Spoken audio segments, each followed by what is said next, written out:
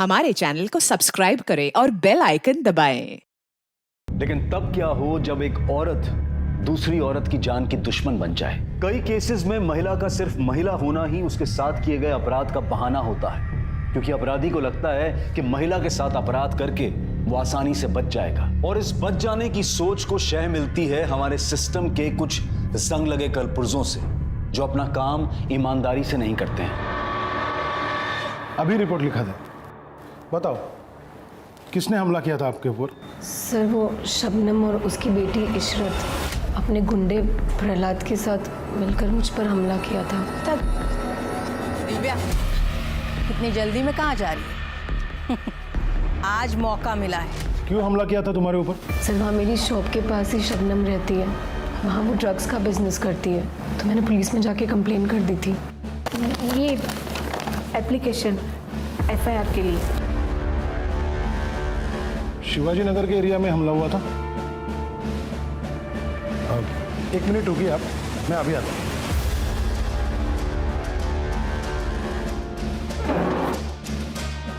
गिरफ्तार कर लो इसे। अरे ये क्या कर रहे हैं आप? मेरी बेटी को गिरफ्तार क्यों कर रहे हैं? उसने क्या किया है? हाँ? आपके बेटी के खिलाफ शबनम और इशरत के ऊपर जानलेवा हमला करने के साथ साथ शांति भंग और दंगा भड़काने की कोशिश की एफआईआर दर्ज है। हम तो पिछले हफ्ते से इसे ढूंढ रहे हैं, मगर ये हॉस्पिटल में जाके छुप कर बैठी थी। लेके जाओ इसे। अरे सर ये आप क्या कर रहे हैं? अरे उसकी हालत तो देखी, ठीक से खड़ा भी नहीं रहा जा सकता उससे, और आप कह रहे हैं कि उसने दंगा भड़काने की कोशिश की। रिपोर्ट दर्ज हुई है तो गिरफ्तार तो करना ही होगा। साहब ये सब शबनम और इशरत की साजिश है, मेरी बेटी के खिलाफ उसने कुछ नहीं किया। देखिए कौन क्या साजिश कर रहा है वो हम देख लेंगे। नहीं आप हट जाइए, आप लेके जाए उसे। नहीं। लगता है एक बार की पिटाई से तुझे समझ नहीं आया, दोबारा पीटना पड़ेगा। नहीं नहीं मुझे कुछ मत करना, नहीं प्लीज मुझे छोड़ दो, मैं कुछ नहीं करूंगी, प्लीज छोड़ दो मुझे। चुप कर। कौन मारा तुझे?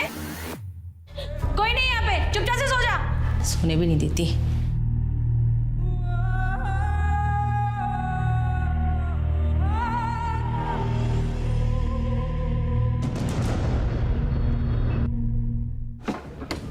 सर मैं जरा खाना खा रहा हूँ, बाद में आइए। सर एक रिक्वेस्ट थी दिव्या के बारे में। उसे रिहा कर दीजिए सर, उसकी तबीयत ठीक नहीं है। ऐसे कैसे रिहा कर दूं मैं उसको? एफआईआर है उसके खिलाफ। अब कोर्ट ही फैसला करेगा कि उसको रोकना है या छोड़ना है। सब कोर्ट को ही फैसला लेना है तो शबनम इशरत और उसके आदमियों के खिलाफ हमारा भी एफआईआर लिखिए। हमारी बेटी पे हमला करवाया उसने। चलो मान लिया, कर ली मैंने एफआईआर दर्ज।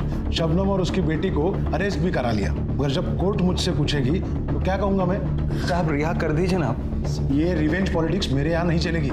आप चली जाइए। साहब मेरी बेटी को बुखार है, उसकी तबीयत भी ठीक नहीं है। देखिए आप जाइए, खाना खाने दीजिए मुझे।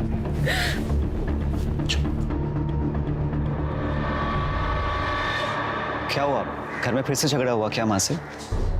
झगड़े तो ऐसे ही होते रहेंगे आलोक, जब तक हम लोग शादी नहीं कर लेते। तो फिर क्या बात है जो इतनी परेशान लग रही हो तुम्हें? कुछ नहीं हुआ। वो बताओ, तुम्हारा इंटरव्यू था ना जॉब के लिए, क्या हुआ उसका? वही जो हमेशा होता है, we will let you no.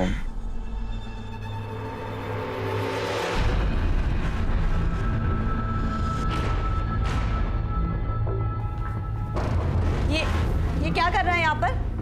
पहले तू बता कि तू आलोक के साथ क्या कर रही थी? आपने जासूस को छोड़ तो रखा है मेरे पीछे, फिर इसने नहीं बताया कि मैं क्या कर रही थी वहाँ पर? बहुत बड़ी गलती की मैंने तुझे शहर लाके। फिर कम से कम तू अपने मरे हुए बाप की तो इज्जत कर। उस गैर बिरादरी आलोक के साथ तू शादी करने की सोच रही है? अच्छा, आलोक से शादी करूंगी तो पापा की इज्जत कम हो जाएगी, और इस प्रतीक से शादी करूंगी तो इज्जत बढ़ जाएगी क्या? माँ आप साफ साफ क्यों नहीं कहती हो कि प्रतीक से शादी करने में आप ही का फायदा है? क्यों? पैसे मिलेंगे ना आपको? तो क्या गलत सोच रही है तेरी माँ? शादी होने वाली है हमारी। शादी के लिए मैंने नहीं बोला तुम्हें। कान खोल के सुन लेनी थी, तुझे प्रतीक से शादी करनी ही पड़ेगी, चाहे कुछ भी हो जाए।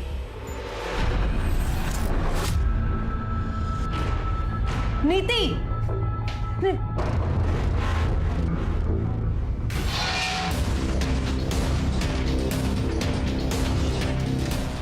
सर पास के गांव के कुछ लोग काम से जा रहे थे, जब उन्हें बदबू आई क्या? कोई आइडेंटिफिकेशन मार्क मिला? सर लड़की का फोन मिला है लेकिन चार्ज नहीं था तो चार्जिंग के लिए भेजा है सर, और ना ही किसी ने कुछ सस्पिशियस देखा है यहाँ। एम्बुलेंस को बुलाओ।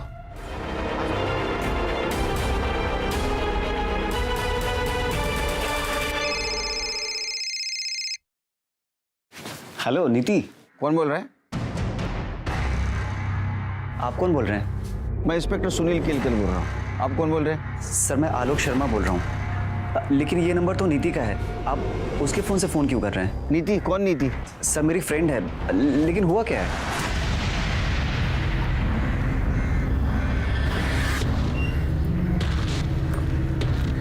ईश्वर जी, पुलिस तो हमारी बात ही नहीं सुन रही है। सब अब आप ही कुछ कीजिए ना प्लीज।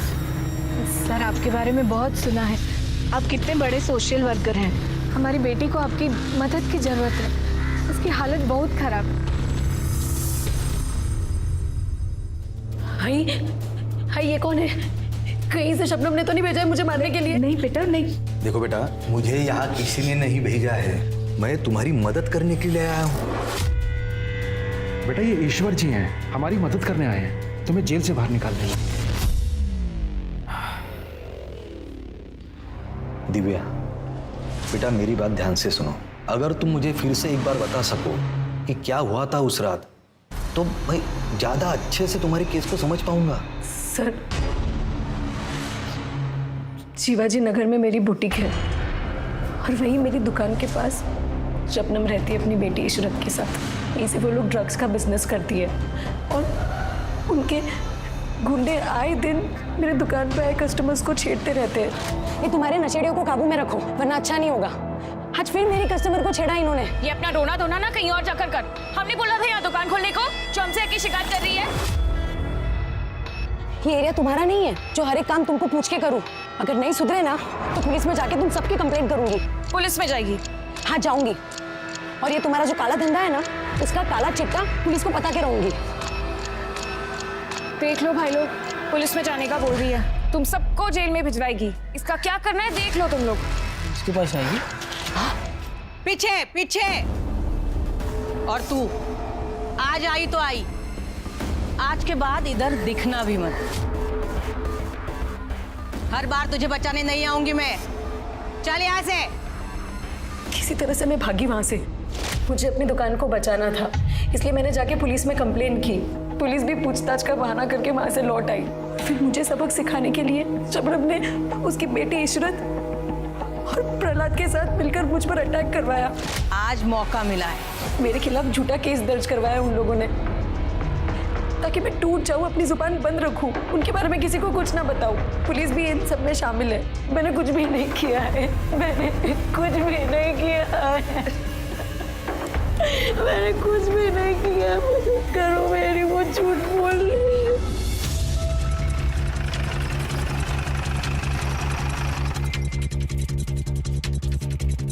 जय और उसकी बेटी नीति इसी घर में रहते हैं ना? जी साहब, क्या हुआ? घर में ताला लगा हुआ है, आप बता सकते हैं कहाँ गए होंगे? ठीक से तो याद नहीं है, लेकिन 3-4 दिन पहले दोपहर का टाइम था, तब जय को देखा था मैंने। ईश्वरचंद जी, हम हमारा काम पूरी ईमानदारी के साथ कर रहे हैं। अब दिव्या की फैमिली उसके लिए बेल नहीं करा पा रही, तो इसमें पुलिस की क्या गलती है? देखिए, आपको भी पता है कानून का अपना एक प्रोसीजर होता है, सब कुछ उसके अनुसार ही हो रहा है। अब इन लोगों ने दिव्या पर केस रजिस्टर कराया था, तो हमें तो उसे अरेस्ट करना ही होगा। वो सब तो मैं जानता हूँ इंस्पेक्टर साहब, और प्रोसीजर भी मुझे पता है, मगर जिस कानून की आप बात कर रहे हैं उसी कानून के हिसाब से बताइए कि दंगे करने के लिए किसी एक औरत को ही आरोपी बनाकर जेल में कैसे भेजा जा सकता है, जबकि एक पार्टी जेल के अंदर है और दूसरी बाहर आजाद घूम रही है। और हाँ, आपने तो इन लोगों के खिलाफ कोई केस तक दर्ज नहीं करवाया, क्योंकि कोई केस था ही नहीं। हाँ मैं मानती हूँ इशरत और दिव्या का झगड़ा हुआ था, लेकिन वैसे नहीं जैसे दिव्या ने आपको बताया।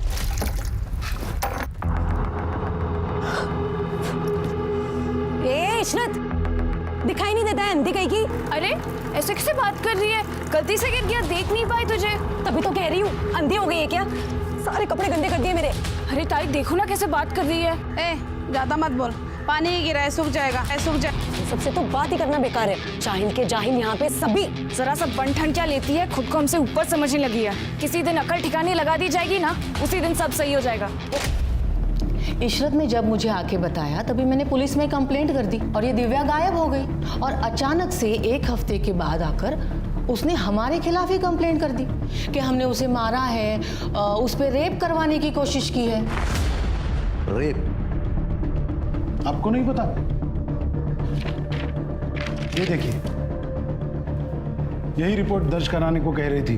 उनका कहना है कि पास में ही रहने वाले प्रहलाद और अनुज शबनम के लिए ड्रग का काम करते हैं और शबनम के कहने पर ही उन दोनों ने उसी रात दिव्या पर रेप करने की कोशिश की थी। ताज्जुब की बात है कि इतनी बड़ी बात आपको नहीं पता। साहब, वो दिव्या बहुत चालू लड़की है। वो आपके सहारे हमें फंसाने की कोशिश कर रही है। दुश्मनी निकालनी है ना उसे हमसे। आपके साथ उनकी क्या दुश्मनी हो सकती है? 1 महीने पहले उसकी दुकान में चोरी हुई थी।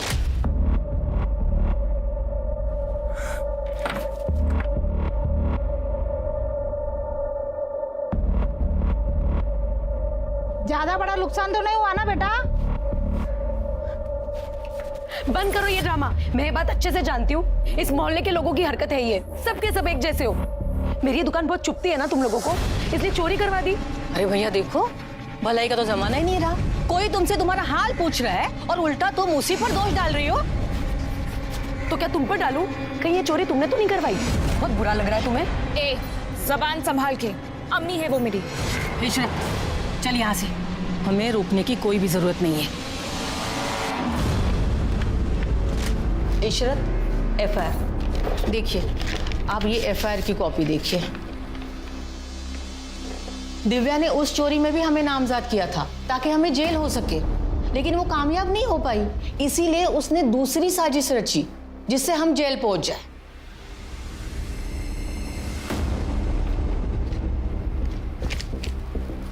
साहब, हम चलते हैं।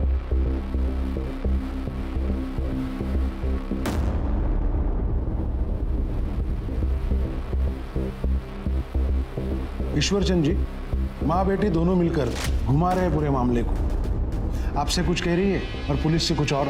इंस्पेक्टर साहब, इस केस की सच्चाई जो भी हो, मगर एक सच्चाई जरूर है कि इस पूरे मामले में पुलिस ने एक तरफा कार्रवाई करके दिव्या को जेल भेजा है, जबकि उसकी हालत देखते हुए दिव्या को जेल में नहीं हॉस्पिटल में होना चाहिए था। मैं समझता हूँ, लेकिन सिस्टम ने मेरे हाथ बांध के रखे हैं। और ईश्वर जी, जेल के हॉस्पिटल में दिव्या का इलाज चल रहा है और दिन ब दिन उसकी हालत भी सुधर रही है। नहीं, जेल के हॉस्पिटल में नहीं, हम लोग दिव्या की बेल के लिए अप्लाई कर रहे हैं। पुलिस विरोध नहीं करेगी ऐसी मैं आपसे उम्मीद करता हूँ इंस्पेक्टर साहब।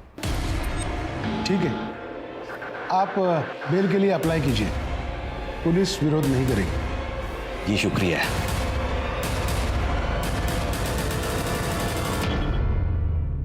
मतलब रेप नहीं हुआ था तुम्हारा, यही कह रही हो ना? जी सर। ये बात तुमने पुलिस को बताई और मुझे क्यों नहीं बताया? सर, सब कुछ इतना जल्दी जल्दी हुआ कि कुछ भी याद रखना मुश्किल हो रहा था। मुझे कुछ समझ में ही नहीं आ रहा था मेरे साथ क्या हो रहा है। शायद इसलिए मैं आपको बताना भूल गई, मगर ऐसा नहीं है कि उन्होंने रेप करने की कोशिश नहीं की। देखो दिव्या, मैं तुम्हारी मदद करना चाहता हूँ, मगर इसके लिए तुम्हें मुझे सब कुछ बताना होगा, वो भी सच सच और शुरू से। सर, मैंने आपको सब कुछ बताया, वो सच ही है। नहीं, अभी पूरा सच नहीं बताया।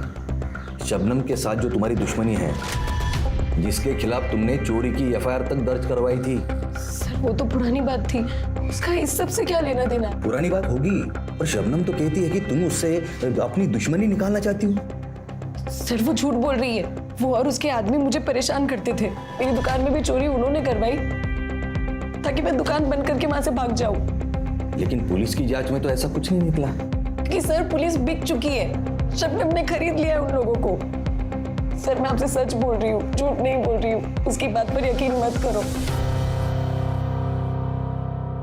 ये मामला तो ठंडा होने की जगह और भी गर्म होते जा रहा है। तुम कहो तो ठंडा कर देता हूँ। ये टाइम नहीं है इस चीज का। सर, मैं नीति से प्यार करता था, ये बात सच है, लेकिन उसकी माँ कहाँ गई मुझे इसके बारे में कुछ नहीं पता सर। तुम इतना अगर प्यार करते थे उससे तो 4 दिन से ना तो तुमने उसको कॉल किया ना तो उसका तुम्हें कॉल आया, ऐसा कैसा प्यार? सर पिछले 4 दिन से उसका फोन बंद आ रहा था। मैंने उसे कई बार फोन ट्राई किया, फिर मुझे लगा कि उसकी माँ ने फोन छीन लिया होगा लड़ाई झगड़े की वजह से। लड़ाई कौन सा? 4 दिन पहले मेरा झगड़ा हुआ था कुछ लोगों से। हटना जरा थोड़ा। देख नहीं रहा तुझे बैठे हुए? भाई मुझे गाड़ी से सामान निकालना, आप उठ जाओ यहाँ से। और वैसे भी गाड़ी पे बैठने की जगह नहीं है। तो तू ही बता कहाँ जाकर बैठे। अरे भाई यहाँ से चले जाओ, आप कहीं भी बैठो, मुझे क्या करना है? बड़ा एटीट्यूड है तुझमें है। नीति को लगा कि जिन लोगों ने मुझ पे हमला किया था उसकी माँ जया और प्रतीक के कहने पे किया था, ताकि हम दोनों एक दूसरे से मिल ना पाए। प्रतीक कौन है? सर जया उसकी माँ नीति की शादी प्रतीक से करवाना चाहती थी। नीति प्रतीक को पसंद नहीं करती थी। मेरी अलग कास्ट होने की वजह से उसकी माँ जया मुझे पसंद नहीं करती थी। इसी बात को लेकर उसकी माँ और नीति के बीच झगड़ा चल रहा था। नीति उस दिन मुझसे मिलके गई थी, बस उसके बाद से उसका फोन बंद आ रहा था।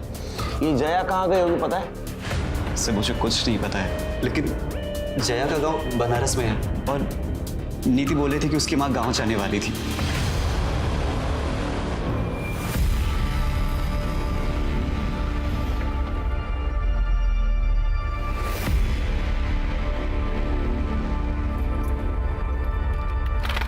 और पुलिस के क्या हाल है? परेशान होने वाली कोई बात नहीं है, सेटलमेंट हो रहा है धीरे धीरे।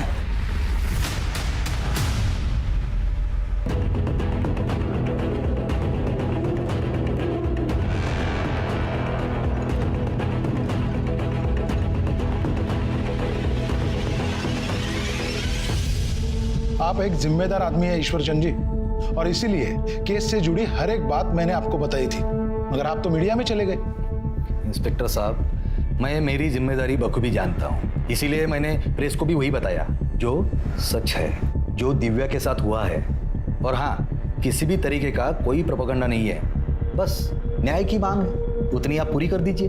आखिर यही तो काम है ना आपका, पीड़ितों को न्याय दिलाना। जी हाँ, यही काम है मेरा, लेकिन मीडिया में जाके आपने सही नहीं किया।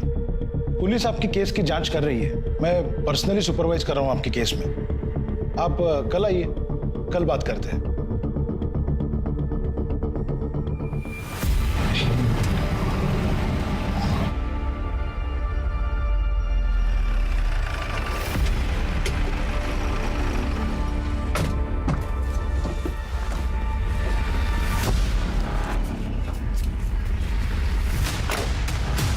क्या सोचा था?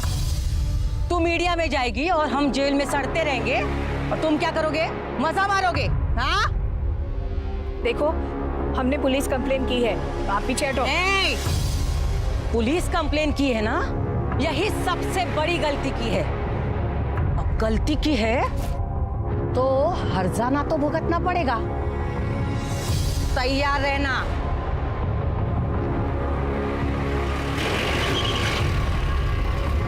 चल बेटा अंदर, अंदर चल। आजा बेटा, अंदर आजा। ये क्या नया तमाशा है तुम दोनों का, जो पेपर में खबर छपी है इसकी? ये ले पढ़ी से। बाबा, वो शबनम और प्रहलाद अभी। चुप, एक शब्द नहीं सुनना है तेरे मुंह से। और तू, एक पैसे की अकल नहीं है क्या तेरे में? है? तेरी बेटी की ऐसी उल्टी सीधी खबरें छपेगी अखबारों में तो कौन शादी करेगा इससे? हाँ मगर वो लोग हमारी दिव्या। अरे छोड़ ले इन सबको। तुझे पता है कितने खतरनाक लोग हैं वो? हैं? पहली बार इसका रेप नहीं कर पाए, इस बार अगर इसका रेप कर दिया या इसके ऊपर एसिड डाल दिया तो क्या करेगी दिव्या? हम उतने बड़े लोग नहीं हैं कि उनसे मुकाबला कर सके। जो हुआ उसे भूल जाओ। नहीं भूल सकती बाबा, और ना ही मैं ये केस वापस लूंगी। भाई, अब से आपको मेरे साथ आने की जरूरत नहीं है।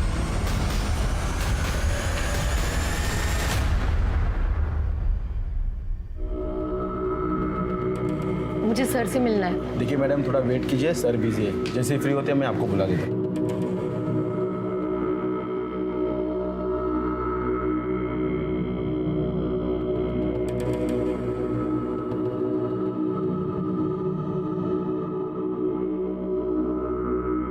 ठीक है, जैसे मुझे।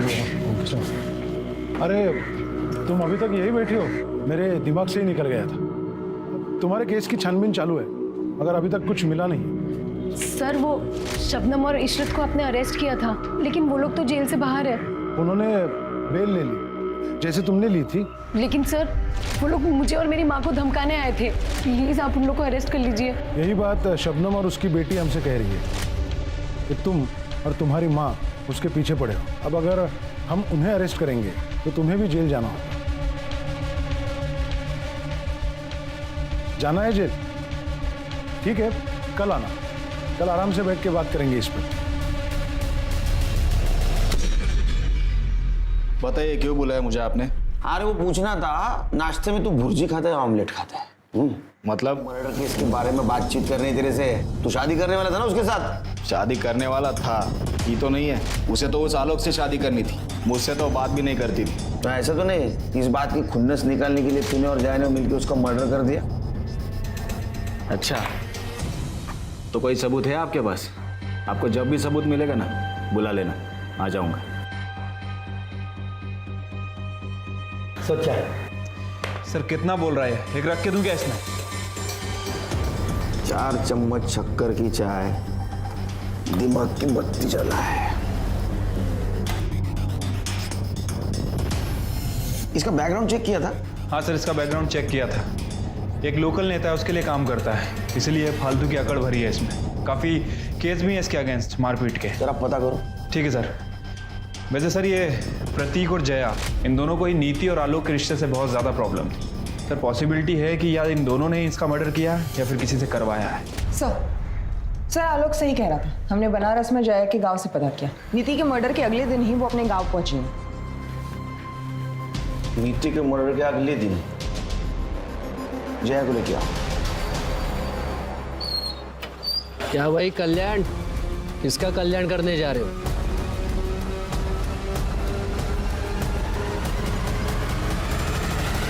हाँ ठीक है, मैं बोलता हूँ बाद में। मैं करता हूँ तुम्हें बाद में। सॉरी, मैं भूल ही गया था कि आप यहाँ बैठी हो। तुम्हारे केस में एक लीड मिली है, एक्चुअली उसी की छानबीन चालू है। एक काम करना, तुम कल आना, कल तक कुछ और पता चल जाएगा। न्याय की आस ने उसे एक ऐसे अंतहीन इंतजार के चक्रव्यूह में धकेल दिया जहां न्याय तो नहीं था, लेकिन पुलिस की एक तरफा कार्रवाई और परिवार के अधूरे सपोर्ट ने उसे मानसिक तौर पर भी तोड़कर रख दिया था। लेकिन फिर भी दिव्या लड़ रही थी न्याय के लिए, और इस लड़ाई में जहां वो बिल्कुल अकेली थी, उसे सहारा मिला एकदम अप्रत्याशित तरीके से। नीति अपने मर्जी से शादी करना चाहती थी, तुम्हें पसंद नहीं था, इसलिए तुम नीति को मार दिया। नहीं सर, मैंने नीति को नहीं मारा। नीति के मर्डर वाले दिन आप गांव क्यों चले गए? नीति ने मुंह दिखाने लायक नहीं छोड़ा था उस आलोक के साथ रिश्ता रखकर। उस दिन जब वो घर नहीं आई तो मुझे लगा कि वो आलोक के साथ भाग गई और मोहल्ले में किसी को पता ना चले, इसलिए मैं चुपचाप गांव चली गई। नीति उस दिन घर से निकलने के बाद आलोक से मिली ही नहीं। ये सब कुछ तुमने और प्रतीक ने किया है। नहीं सर, हमने ऐसा कुछ नहीं किया। तुम दोनों के सिवा कौन दुश्मन था उसका? कौन कर सकता है ये?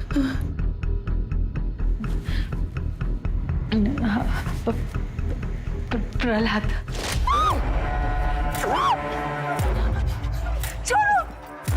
पकड़। व्हाट? एरिया का गुंडा है सर। नीति के मर्डर से इसका क्या लेना देना? नीति बहुत परेशान थी सर, क्योंकि वो उस लड़की की मदद नहीं कर पाई। लेकिन जब नीति को ये पता चला कि पुलिस ने उस लड़की को जेल में डाला है तो बहुत परेशान हो गई। मैंने नीति को बहुत रोका, समझाया, लेकिन वो पुलिस स्टेशन में गवाही देने आ गई। पुलिस ने तो कुछ नहीं किया, लेकिन जब गुंडों को पता चला कि नीति उनके खिलाफ गवाही देने आई थी पुलिस स्टेशन में, हमारा जीना हराम कर दिया था।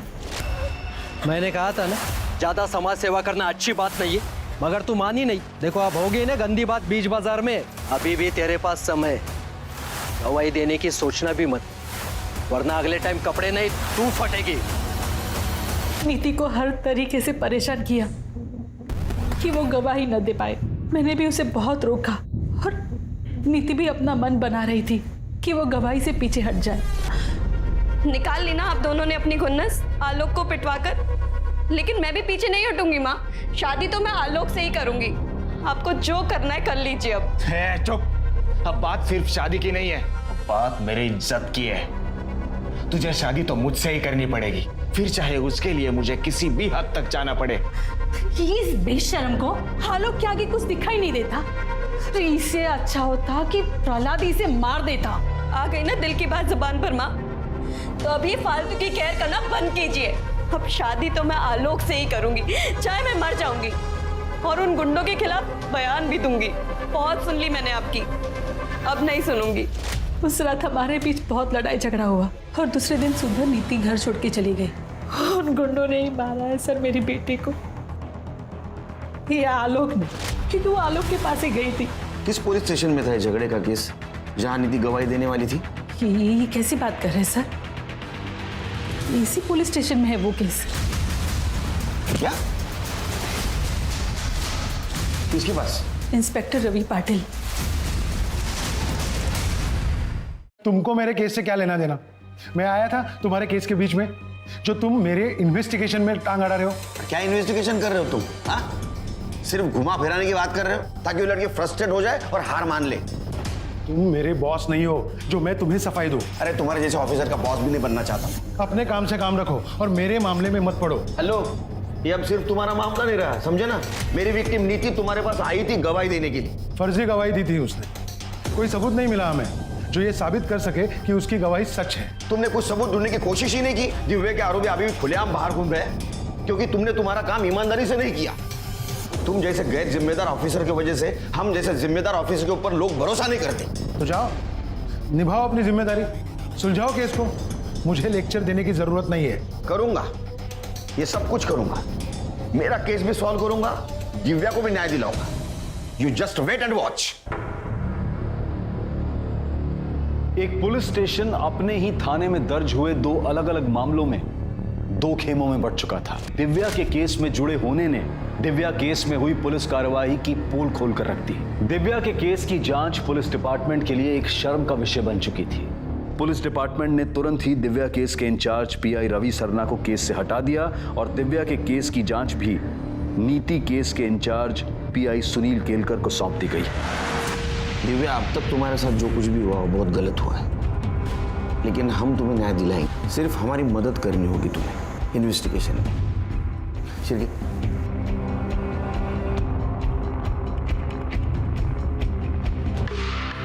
इसे जानती हो? नहीं सर, कौन है ये?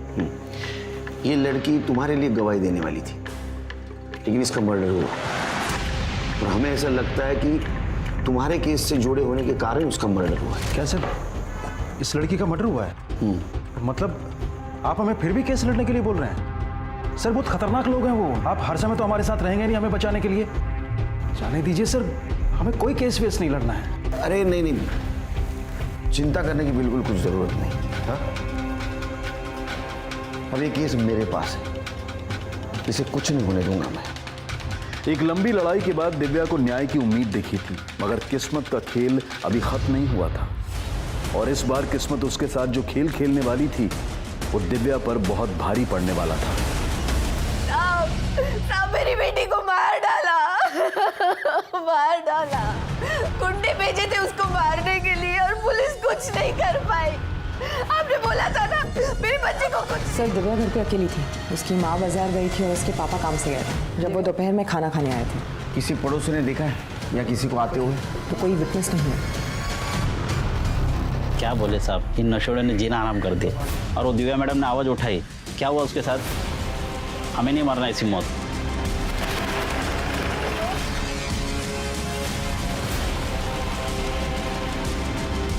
सर, अनुज और प्रहलाद घर पे नहीं है और ये बताने को तैयार नहीं वो कहा है। अंदर डालो इसे, चल। दिव्या के साथ तो मारपीट यही हुई थी, अगर बोलेगा कोई कैसे? और शबनम और उसके गुंडे सब मुझसे डरते, मैं भी डर गया था। ये स्टेटमेंट थाने चल के दे सकते हो? स्टेटमेंट क्या? आप अगर सुरक्षा की गारंटी दो, मैं अपने घर का सीसीटीवी फुटेज आपको बता सकता हूँ। Very good. बता, कहाँ है अनुज, कहाँ है प्रहलाद? हमें कुछ नहीं पता, हम सच कह रहे हैं।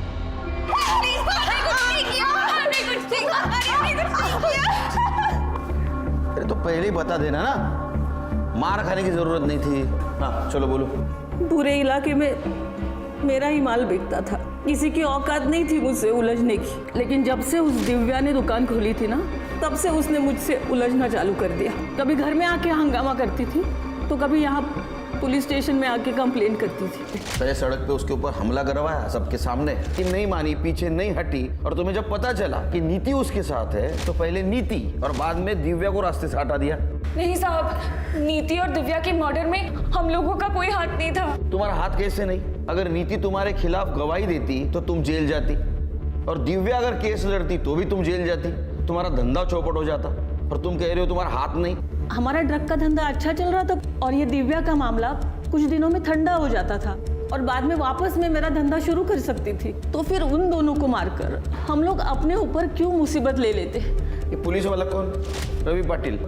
हाँ साहब, रवि साहब को हफ्ता पहुंचता था हमारे पास से। ये प्रहलाद को कहाँ छुपाया? मुझे नहीं पता साहब, पिछले कुछ दिनों से ना फोन किया ना मैसेज। सर ये शबनम और इशरत तो अभी भी इस बात पे अड़े हुए हैं, इस मर्डर से इन दोनों का कोई लेना देना नहीं है। और सर वो प्रहलाद, वो भी अभी तक गायब है। उसको ढूंढो, क्योंकि इस गुत्थी की गांठ वही है। सर, इस अनुज और प्रहलाद के बारे में एक न्यूज मिली है।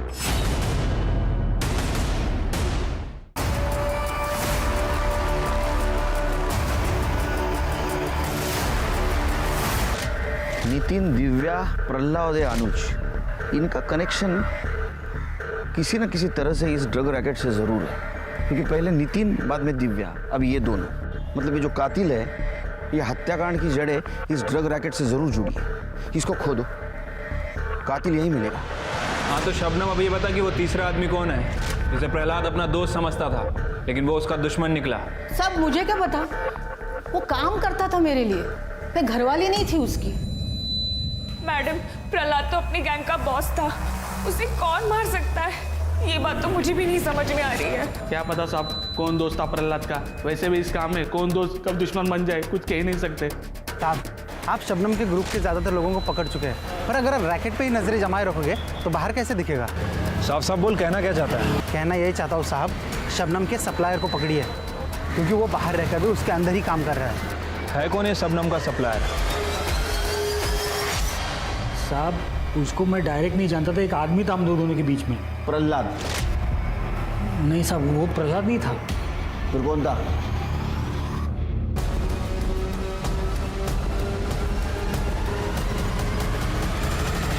दीपक भाई, अभी माल नहीं उठा पाऊंगा।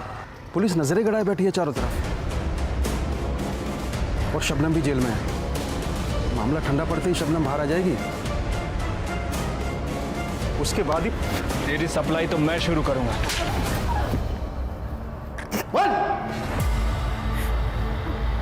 मुझे गांजा पीने की लत थी साहब, बाकी लोगों की तरह मैं भी शबनम से गांजा लेता था। एक आदमी को जानता हूँ मैं, आप एक बार माल लेकर तो देखो, 2 पैसे तुम भी कमाओगी और इसी बहाने 2 पैसे मैं भी कमा लूँगा। कल्याण के कहने पर मैंने माल मंगवाया दीपक से।